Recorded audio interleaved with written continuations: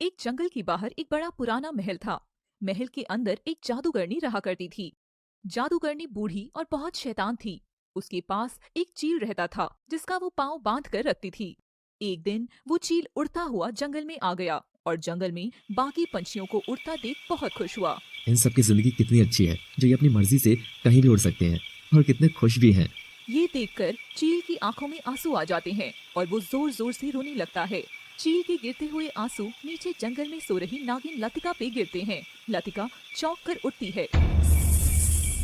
अरे ये पानी कहाँ से गिर रहा है? पूरी नींद खराब कर दी।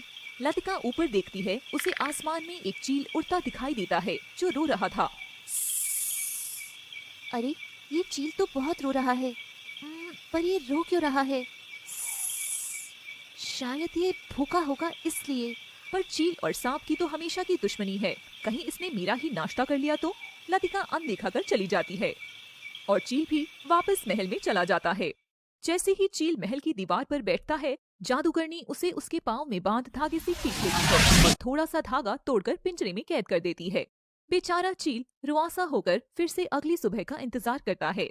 अगले दिन भी चील आसमान में उड़ने लगता है और बाकी पक्षियों को और जानवरों को खेलता देख फिर से रोने लगता है। इस बार भी आंसू फिर से लतिका के ऊपर आकर गिरता है और उस दिन चील की रोने की आवाज भी बहुत तेज आ रही थी। ये देख लतिका बहुत परेशान हो जाती है। आखिर ये चील इतना क्यों रोता है? कोई तो बड़ी बात होगी, मुझे इससे पूछना चाहिए। लतिका चील के नीचे खड़ी होकर आवाज लगाती है। लतिका नागिन वस्त्रों में रहती है। अरे चील, मैं तुम्हें इतने समय से देख रही हूँ, तुम बस एक जगह रुककर रोते क्यों हो? क्या तकलीफ है तुम्हें? तुम कौन हो और मुझ चील का दर्द क्यों पूछ रही हो? मैं नागिन हूँ, मेरा नाम लतिका है।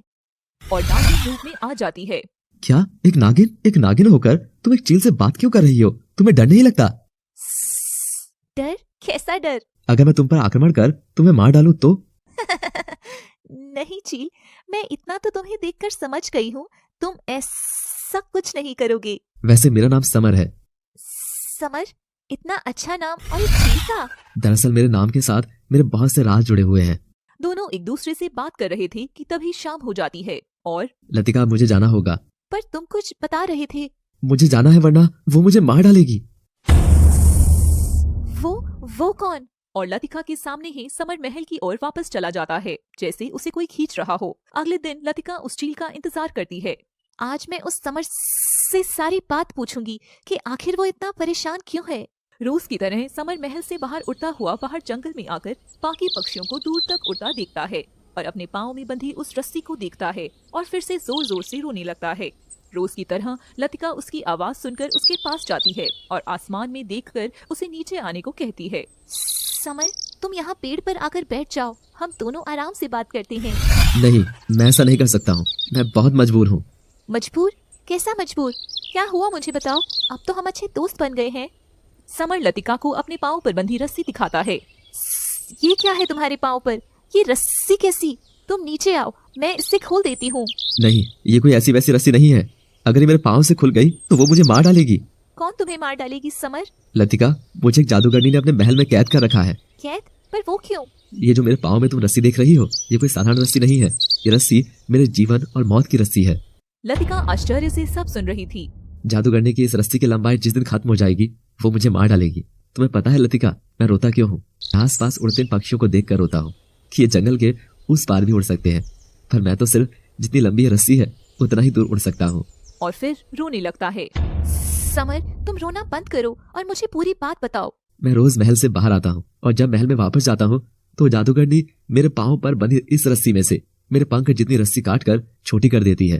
पर वो ऐसा क्यों करती है? ताकि वो मुझे तड़पा सके और मैं उसे जवान कर सकूं।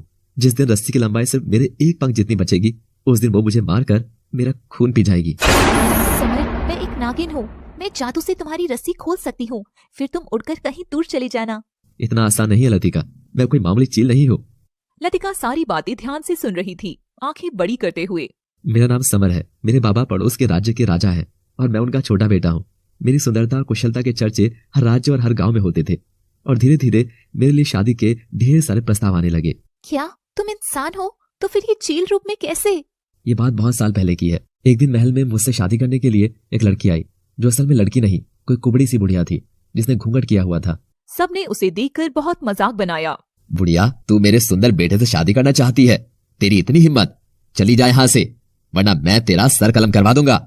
घमंड नहीं राजा, तुझे अपने बेटे की सुंदरता का इतना घमंड है ना, मैं शाप देती हूँ कि जिस सुंदरता का इसे घमंड है मैं वो छीन लूंगी।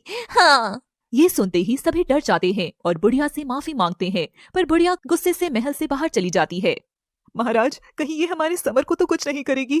नहीं, मैं समर को कुछ नहीं होने दूंगा। और एक दिन जब मैं जंगल से गुजर रहा था तो मैंने सामने एक लड़की को पेड़ के पास बेहोश पड़े देखा। मुझे उस पर दया आ गई और मैं उसकी मदद करने चला गया। फिर आगे क्या हुआ? मैंने उस लड़की को सीधा किया और उसे हिलाकर पूछा, कौन हो तुम? क्या हुआ तुम्हें? लड़की कुछ होश में आने लगी। मैंने नदी से पानी लाकर उसके चेहरे पर डाला और वो होश में आ गई। कौन हो तुम और तुम यहाँ कैसे पड़ी हो? मेरा नाम संगीता है।